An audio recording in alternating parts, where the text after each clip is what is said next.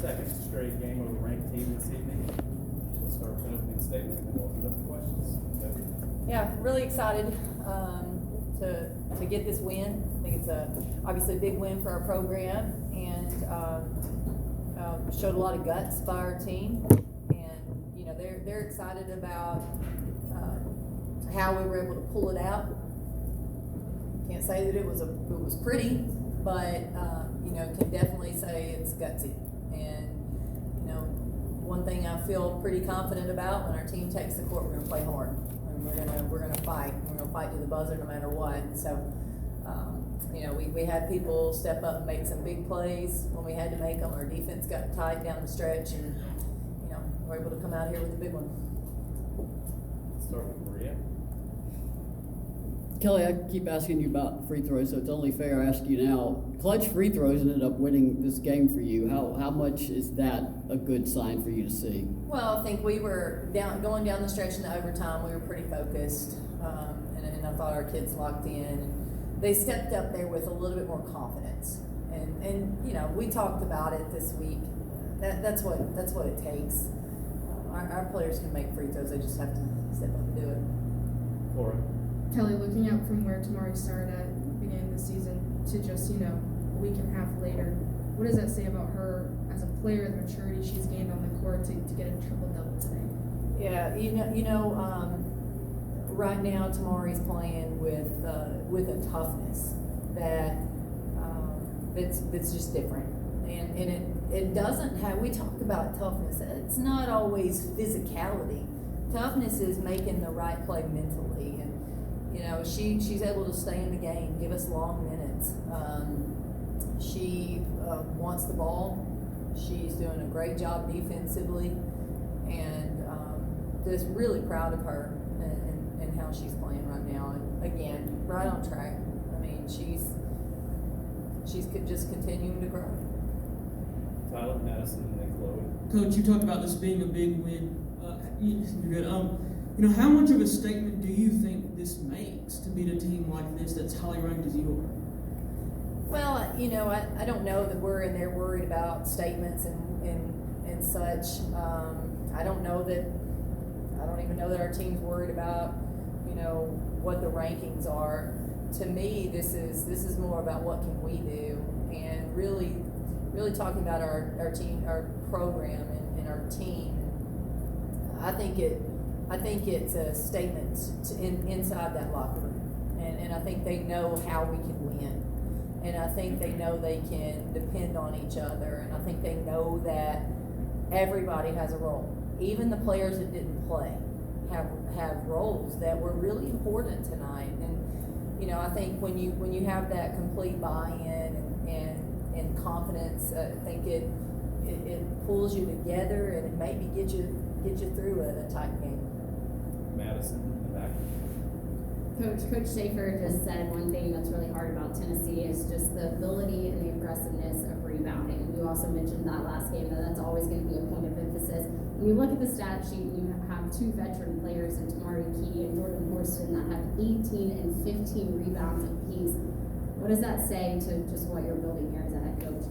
Yeah, you know, rebounding is important. I've talked about that quite a bit. It's always going to be an emphasis. It has always been an emphasis of mine as a coach, and I do think a lot of that had to do with my time at Tennessee. It's always been a big deal with this program. I thought we gave up too many offensive boards tonight, but down the stretch, we got the defensive boards when we needed them. And for us, you know, crashing the boards offensively, you know, we're a problem for a lot of teams with our board play, and you know, that's an area of pride for us, and we want to continue to emphasize it, and obviously understand that's going to be game plan. Our opponents, that's going to be one of their number one game plan items. You know, they want to check that one off. Chloe, on the right side. Coach, first of all, congratulations on the win. You mentioned earlier players stepping up when they needed to, and I feel like a player who we kind of got to catch a glimpse of today was Sarah Puckett. Can you talk a little bit about her and how you see her future maybe folding out here to the team? Yeah, Sarah's really talented, and I thought her 3 in the second half was huge for us. I don't know when it came. I don't know what the score was. I just remember thinking, oh, we needed that bad. And then she made another big time play, just making a nice pass inside. She's growing up pretty quickly. You know, we have these close games. This is a freshman who is playing with a lot of poise. She's growing up pretty quickly, but she's got a great frame. She's got great strength, and she's got a very high skill set. Coach, after the game, you ran up and you grabbed the PA microphone and you kind of had a message for the crowd. Talk about that impact today from the environment, from the atmosphere. Yeah, you know, going off the court, I realized that I needed to thank the fans because, y'all, that's the first time we've had that in a couple years because of COVID. It made a difference. So our fans, they got into it, they got loud. And I think they had some influence on both teams. And, you know, I hope that we continue to provide a product that they can be proud of, that they are going to get excited about. And, you know, it's fun. This is fun basketball. And, you know, that's we want our fans to feel like we're theirs, you know, that we're there for them and they can show up and be there for us as well. I thought it was great to see. It was really great to see. That's what Lady Bowl basketball looks like. Maria and then Cora. Kelly, just look at these minutes played. Tamari's jumps out for a post player at almost 40 minutes. Would have been longer if she hadn't fouled out. And then your double Jordans, as I call them, Jordan Walker, Jordan Horston. Jordan, you mentioned, was under the weather. She still looked under the weather today. Just what kind of gut check game was that for both of them, too? You know, there were times that I could tell that our team, especially the Jordans, I thought they were fighting it. And I thought that a few times they were probably a little tired, but they were fighting it. They weren't going to let it show. And and what we asked them to do was a lot, to guard and then to handle that pressure the entire time.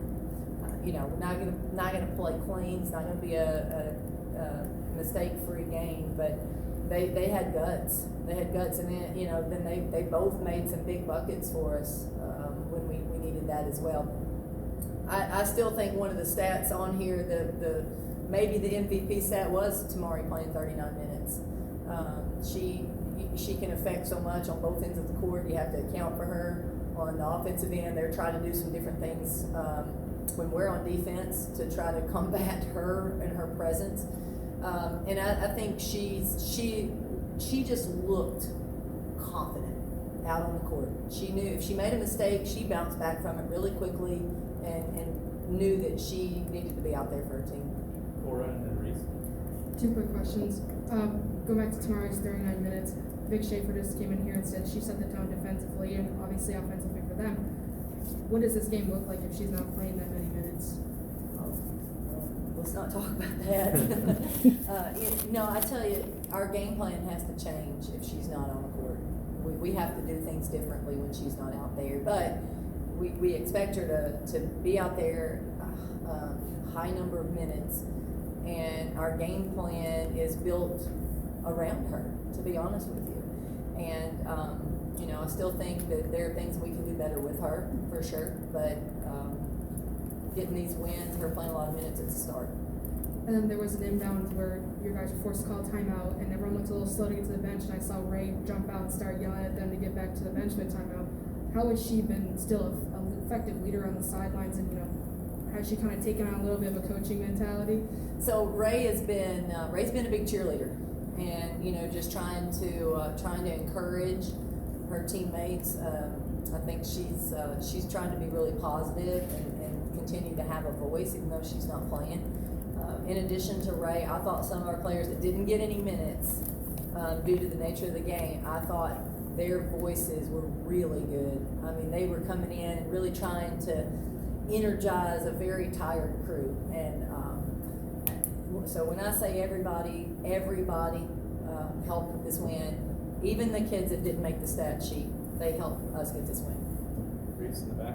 Kelly, you switched to that 2-3 extended zone. Where did that idea sprout from, and was that on the scouting report beforehand, and why was it so effective? I know that was a lot. Yeah, we played primarily man-to-man thus far. we have that defense in. I think we've shown it a little bit. We've not run it a whole lot. They know we've got it.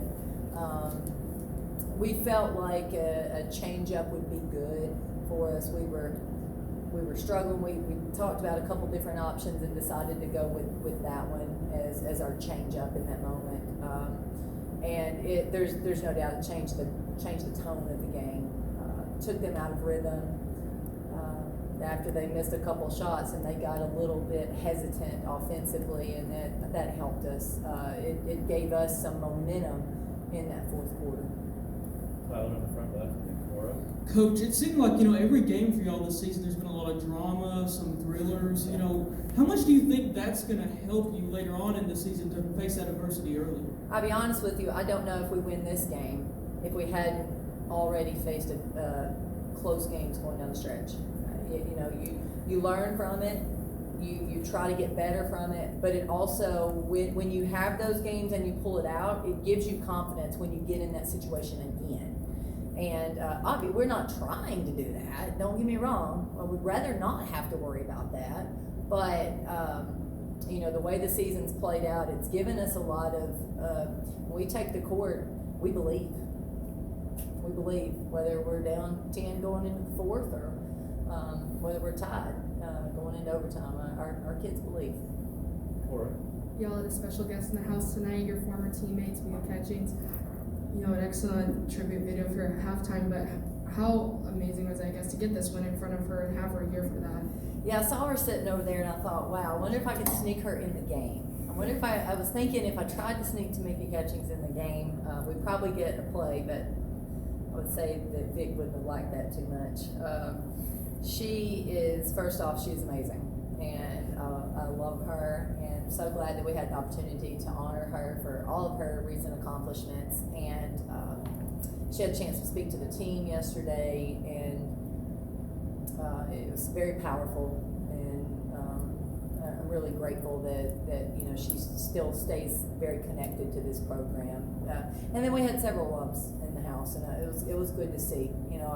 At one point I'm sitting there thinking I wanted to win for so many different reasons. One, I'm just competitive, right? One, I wanted it for our team, but I'll be honest with you, I wanted it for our alums and I wanted it for this crowd.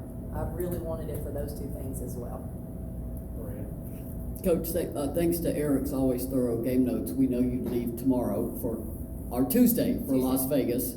Just what is your game plan this week? You got those back-to-back games, Friday, Saturday. Obviously, some players are going to need a little bit of rest. What's your game plan here?